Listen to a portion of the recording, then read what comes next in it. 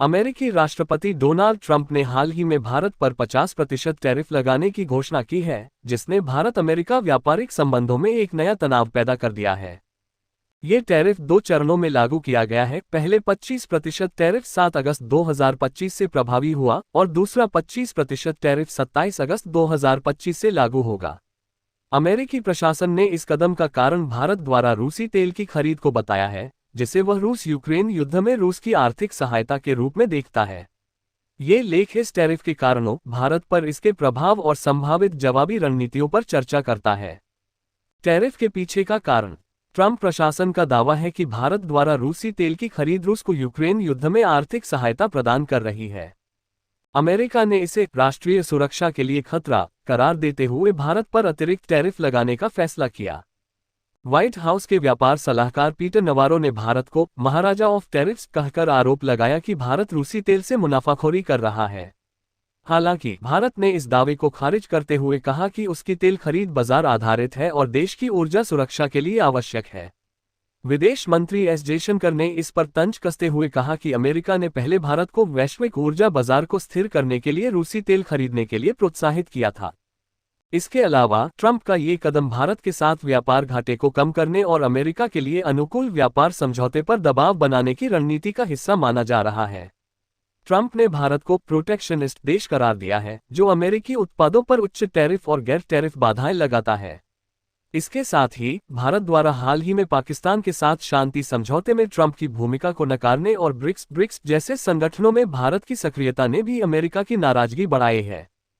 भारत पर आर्थिक प्रभाव। निर्यात पर असर। भारत का अमेरिका को निर्यात लगभग $87 बिलियन का है, जो उसका सबसे बड़ा निर्यात बाजार है।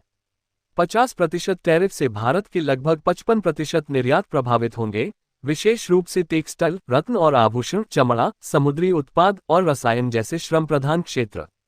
Federation of Indian export organisation (FIEO) ने इसे बेहद चौंकाने वाला कदम बताया है। जीडीपी और रोजगार। विशेषज्ञों का अनुमान है कि यह टैरिफ भारत की जीडीपी वृद्धि को 0.2 से 0.6% अंक तक कम कर सकता है। हालांकि भारत की अर्थव्यवस्था व्यापार निर्भर नहीं है और अमेरिका को निर्यात जीडीपी का केवल 2% है, इसलिए मैक्रोइकोनॉमिक प्रभाव सीमित हो सकता है। फिर भी श्रम प्रधान क्षेत्रों में रोजगार पर गहरा असर पड़ सकता है, क्योंकि अमेरिकी खरीदार वियतनाम और बांग्लादेश जैसे कम टैरिफ वाले देशों की ओर रुख कर सकते हैं। मुद्रा और शेयर बाजार। टैरिफ की घोषणा के बाद भारतीय रुपये में कमजोरी और निर्यात निर्भर कंपनियों के शेयरों में गिरावट देखी गई। उदाहरण के लिए टेक्सटाइल और जेम्स एंड ज्वेलरी सेक्टर की कंपनियों को तत्काल नुकसान हुआ। उपभोक्ता प्रभाव। भारत द्वारा जवाबी टैरिफ लगाने पर अमेरिकी उत्पाद महंगे हो सकते हैं, जिससे भारतीय उपभोक्ताओं पर बोझ बढ़ेगा।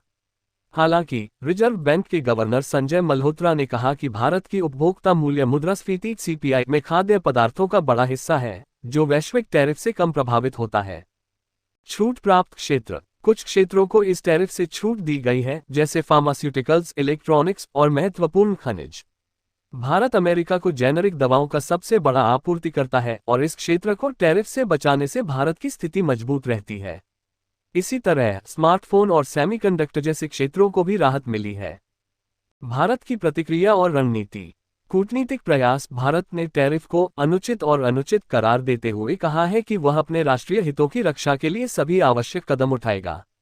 प्रधानमंत्री नरेंद्र मोदी ने कहा कि भारत दबाव में नहीं झुकेगा और छोटे उद्यमियों, किसानों और पशुपालकों के हितों की रक्षा करेगा। बाजार विविधीकरण। भारत सरकार यूरोप और एशिया जैसे वैकल्पिक बाजारों की तलाश कर रही है ताकि अमेरिका पर निर्भरता कम हो। वाणिज्य मंत्रालय ने निर्यात प्रोत्साहन मिशन शुरू किया है, जिसमें MSME के लिए आसान ऋण योजनाएं और वैश्विक ब्रांडिंग शामिल है। जवाबी टैरिफ की संभावना। कांग्रेस सांसद शशि थरूर ने सुझाव दिया कि भारत को अमेरिकी सामानों पर 50% टैरिफ लगाकर जवाब देना चाहिए। हालांकि विशेषज्ञों का मानना है कि जवाबी टैरिफ से भारत का व्यापार घाटा बढ़ सकता है और उपभोक्ता कीमतें प्रभावित हो सकती हैं।